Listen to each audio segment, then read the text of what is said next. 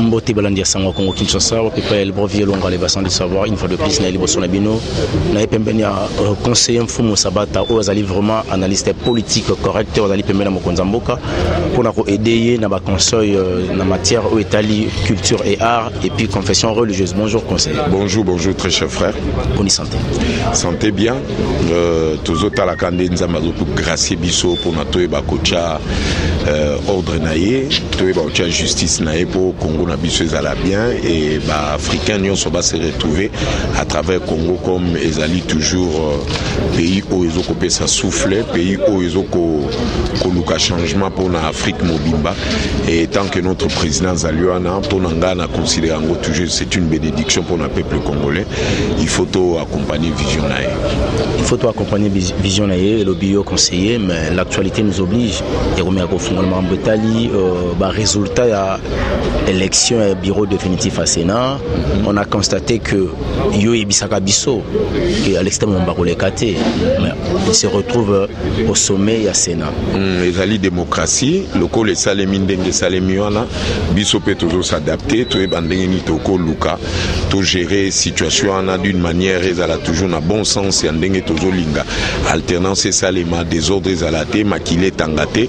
Et si la nature exigeait que les Kandengwana, cela n'empêche pas que Tokola de la comportement politique n'endenga qu'au travail wana mais inquiété batumingité, c'est une autre façon à continuer couper ça exemple il y a démocratie pour l'alternance et je crois que Toko s'adapter n'engue situation qu'on s'est présenté. S'il faut parler de la démocratie alternance aux Zoloba on a conseillé avec un assassin parce qu'Alexis Tamomamba Azali na étiquette d'un criminel. Il est sanguinaire Azana Makila ba Congolais na maboko. Kozalawana est-ce que la diplomatie sénatoriale ko salema na ndenge yazali ko gérer Sénat. Kozalane le bi kolobate que tout est perdu. Toyebi Azana ba grief wana rapprochement politique au Tosala qui po to lukaneni toko sala alternance po makambo mabe sale maté parce que biso tozana te pona ko sala combat pona koluka ko zongisa mabe na meka ko expliquer plusieurs fois nous notre souci ezali d'une manière avec amour total andeni toki ko sala po tozana besoin ya unité mais yeba grief fois zali nango moi je vous jure que a kozala na est toujours poursuivi parce que échanger l'eau comme côté et toko luka d'une manière où ezali démocratique ya koye bandeni toki ko mettre devant la loi devant la justice pour na répondre na ba criminae oyo communauté internationale ezali ko senga mais notre plus grand souci ezali d'abord dans l'esprit ya unité ne tozo ko accepter alternance on ezo salema parce que soki lelo tobito memango na désordre ndenge batu bazo linga selon ba émotion na bango batu bazala nango kia kozongisa mabe ba s'attendre na fatité toujours ko sala toujours pour na esprit à unité qui dit esprit à unité il faut tout accepter au nyonso ezali ko se présenter mais la nature va jouer en faveur ya peuple par rapport à ba oyo ba se comporta qui mabe donc moi je pense que toujours ko accompagner alternance wana na démocratie wana pour to ebandeni to kozwa ba résolution mais changer lo comme côté toujours continuer ka ko sala jeu d'échec na biso et il y aura échec et mat pour to ebi que toza na vérité to sala oyo peuple azalai ko revendiquer depuis kala mais to kozala exemple ko luka kozongisa mabe na mabete wana no sezali na kati enseignement de l'ordre dans le bac à l'esprit du silence tozala calme to ebandenge ni to ko gérer situation bato belé bazolo bo présent Fachi il faut sacrifier batona akanga batona soki kaka sala ngo ndenge bato bazolinga ndenge ya bakanda na ba eno tozana ona na ba famille na biso ka bango bato boso ba bino ke démocratie ezate akomo kanga bato akomo sala bato mabe biso tozolinga te to kanga bango d'une manière politique to ko kanga bango na bambeba na bango oyo basalaki selon communauté internationale ndenge azoko senga bango biso problème na biso ezali bakoki kozala ba prisonnier politique na biso te po bazo luka ba gagner bénéfice wana ya ko kanga bango d'une manière politique po bazwa raison batikala na kati ya rouage politique nezo fonctionner makambo etali communauté internationale CPI je suis sûr que la communauté internationale est en train de bien suivre azo gérer likambo wana biso pe tozo pesa kaka comportement na biso ya unité to la kisate que nous faisons la politique de la haine poto kanga bango nanko na ndenge moko oyo bino ba journaliste bozo koloba mutu nyonso asali crime na yebaka ke la nature a toujours enregistré, la nature a toujours compris comment ndenge nini akosa la contour na ye po to sila na ba anti-valeur wana nyonso. Conseiller Sami Badibanga a se retrouvé premier vice-président il y a Sénat, à battre Monamboka Evariste Bouchap, mais on se pose la question, c'était dans quelle magie? Il y a postulé que le col indépendant. Azali pion na ebino ya ndenge ya cash ne basusu bazolo bakino azali pion ya cash Fachina Kabila basi basolola ki Fachabe ko cha mutu na ye ne Kabila pas imposer ki mutu na ye pion ou pas pion ezali nango dynamique politique. C'est à Sami Badibanga de comprendre que la grâce qu'il a eu aïeba pour réparer bah erreur n'union sur toi salaki parce que nous on a besoin de l'unité, nous on a besoin de tout le monde.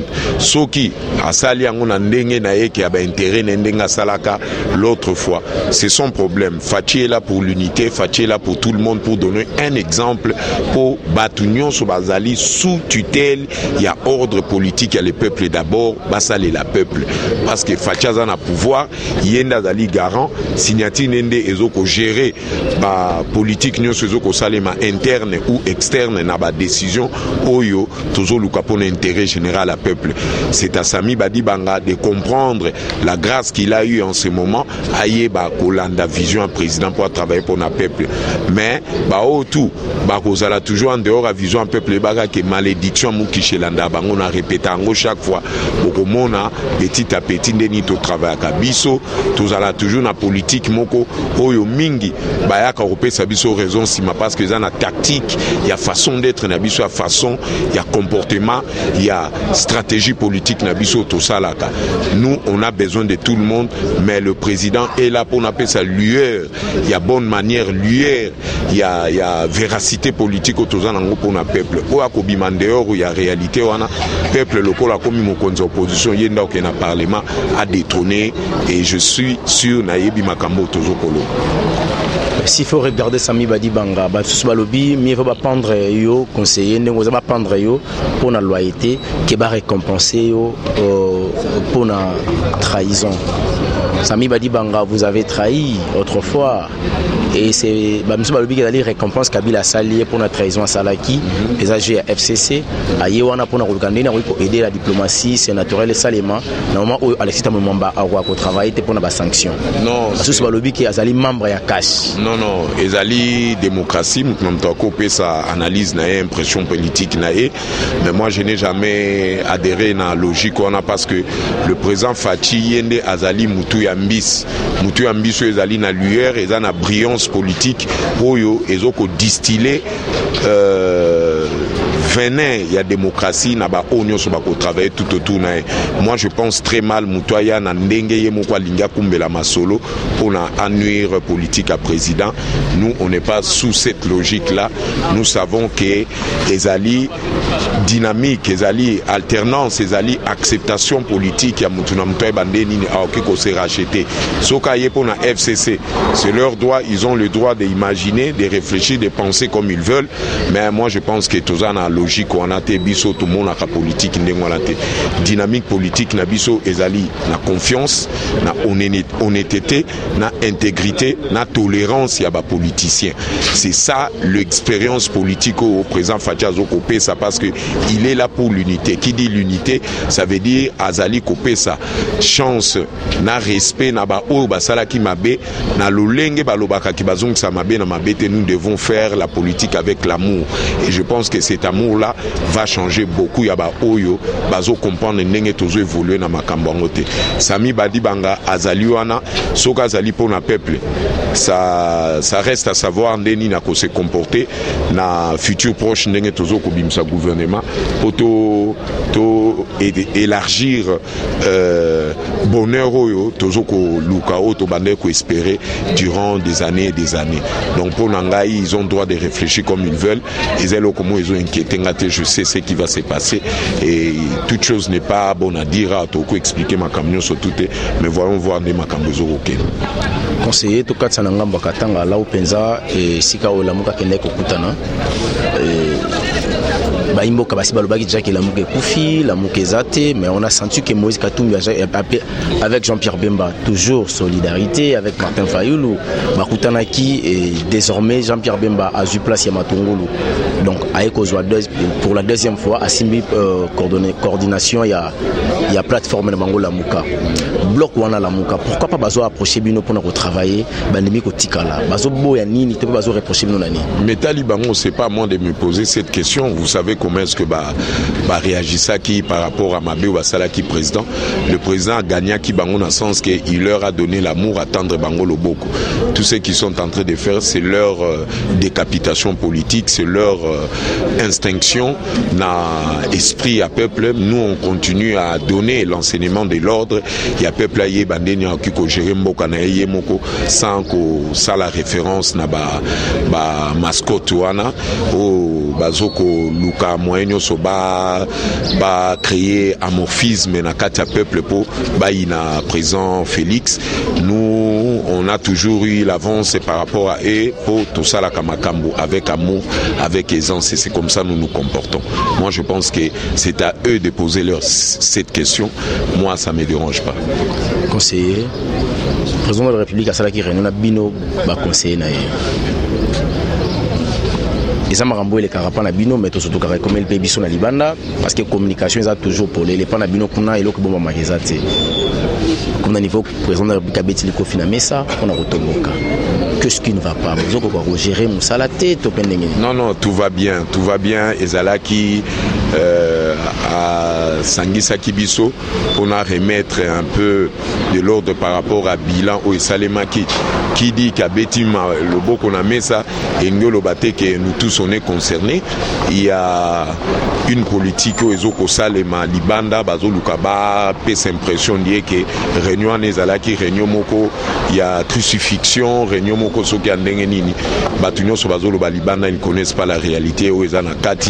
Le cabinet est en train de travailler, le cabinet est en train d'avancer, mais pour Nakosa, la bilan, c'était tout à fait normal après 6 mois.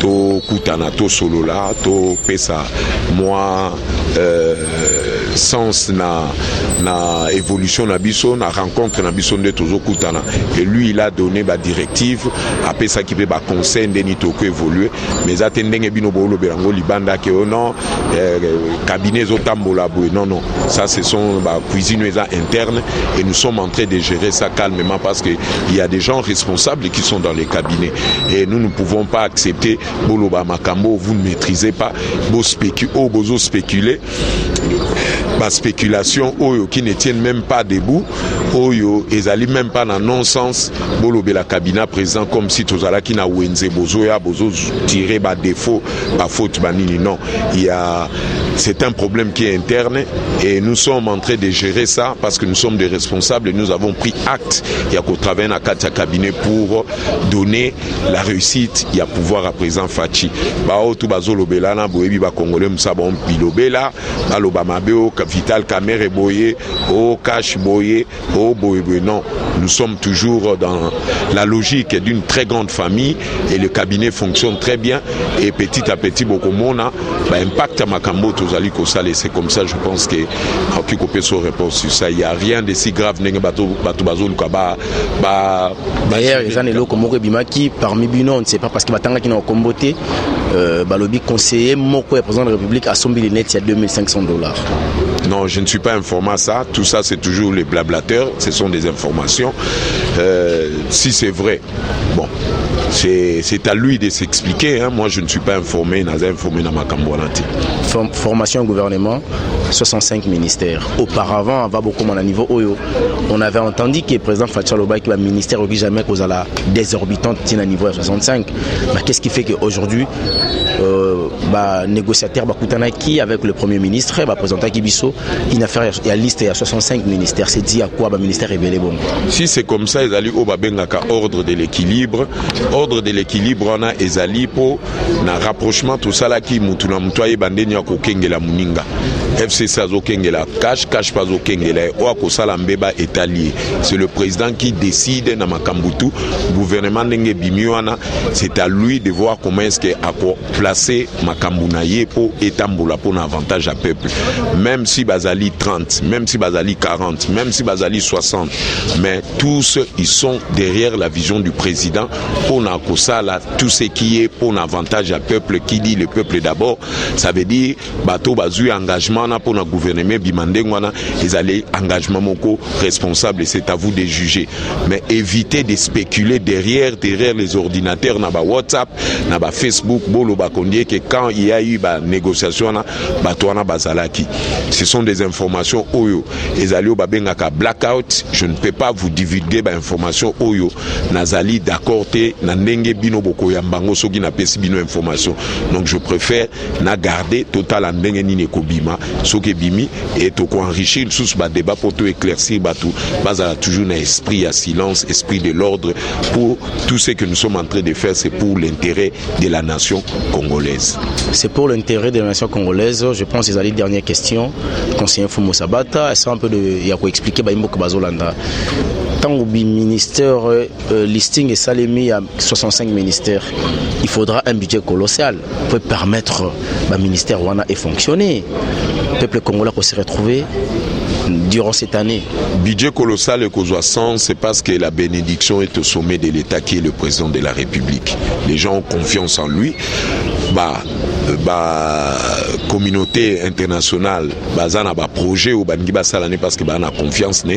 Vous avez remarqué tout ndengezo salema, ba projet za minene o ko salema. Ce qui était plus important gouvernement zala ba voter budget tout à l'andeni to ko dispatcher mbongo selon échelle et équilibre na ba profession nyonso na ba entreprise o ko gérer avantage à peuple congolais.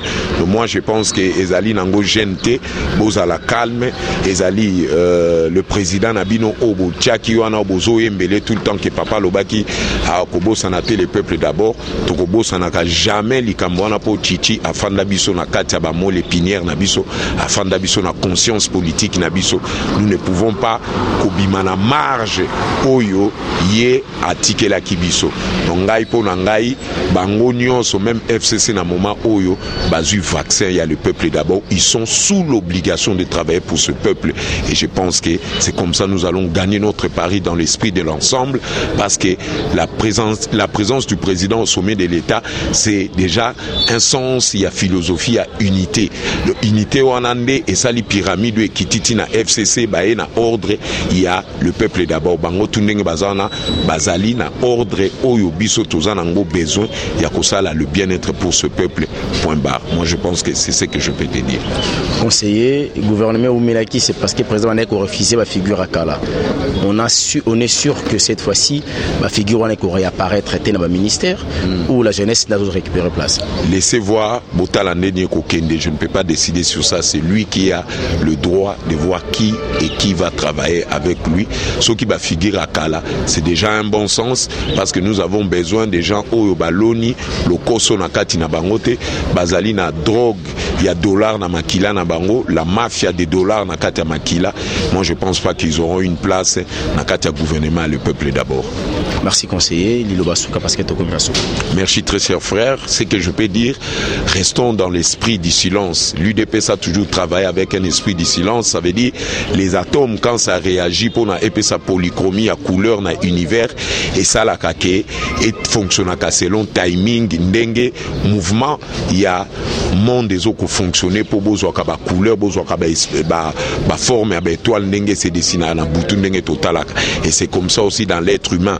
Nous devons accepter la politique du président parce que atome il y a sens à politique na o ezana katia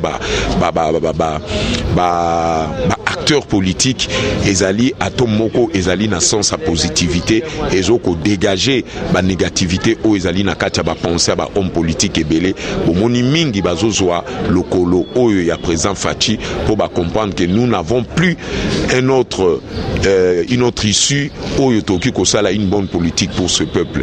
L'esprit du silence est régné na katina bino. Nous travaillons toujours dans cet esprit du silence, tolinga ka blablaté, tolinga kopé ça ba spéculation et moi je pense que ça sera pour l'intérêt général. Que Dieu vous bénisse. To tia président na biso na mabondeli et ba conseiller na biso pe na sepela ki ndenge mingi balanda ki bien makam président lobaki ba prendre des actes makam président lobaki et je pense que pour nanga ezala ki échange au président ngaka sala biso zaki